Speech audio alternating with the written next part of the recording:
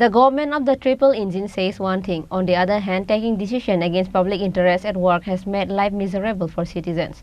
Sadar District Congress Committee spokesperson Pravir Chakraborty said this while participating in the rally organized by Sadar District Congress Committee on Saturday.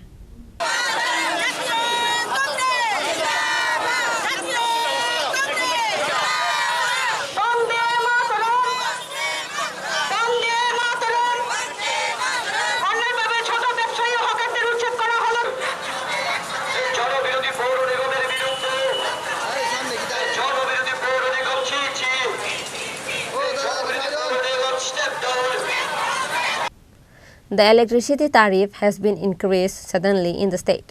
Not only that, most of the tax of the goods have increased in the state. AMC announced that no new tax would be levied, but by imposing the burden of tax on the people, they have issued a decree to collect it.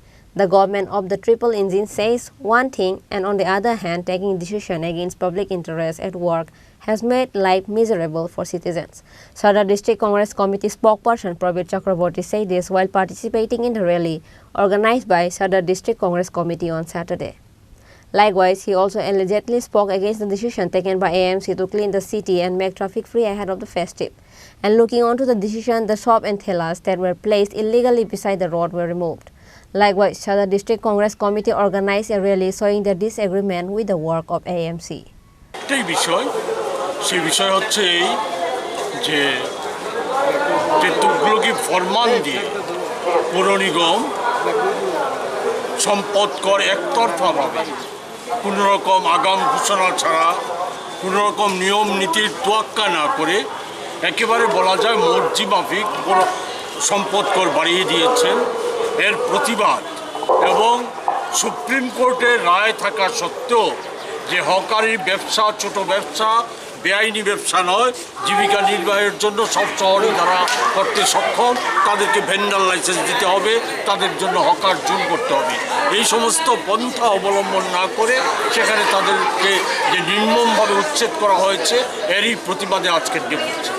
আমরা আগাম জানিয়েছিলাম আগরতলা পৌর নিগমের mayor সাহেবকে যে আমরা 7 তারিখ আমরা এই সময় আমরা আসবো, কিন্তু আজকে এসে আমরা দেখলাম আশ্চর্যজনকভাবে উনি কোনো ইনফরমেশন না দিয়ে উনি বলা যায় উনি পালিয়ে গেছেন, আমাদের ডেপুটেশন নেওয়ার জন্য উনি নেই।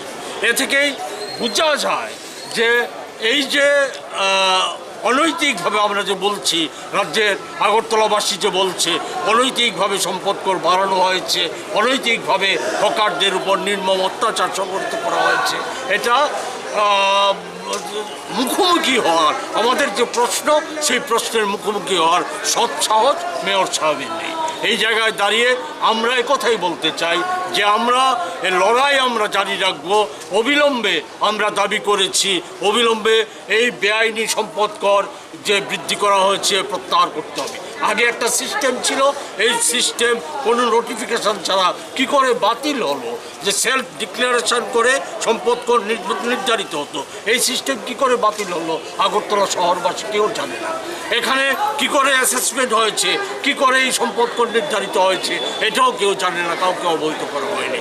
ফলে এটা অবিলম্বে বাতিল করতে হবে এবং যে ভেন্ডার লাইসেন্স প্রাপ্ত যে সমস্ত হকাররা আগরতলা শহরের বিভিন্ন জায়গায় জীবিকা নির্বাহের প্রশ্নে তারা ব্যবসা করে আসছে, শারদোৎসবের প্রাককালে তাদের পেটে যে লাথি মারা হয়েছে আমরা একে বরদাস্ত করব না। আমরা দাবি করব অবিলম্বে এদেরকে বিকল্প ব্যবস্থা করতে হবে।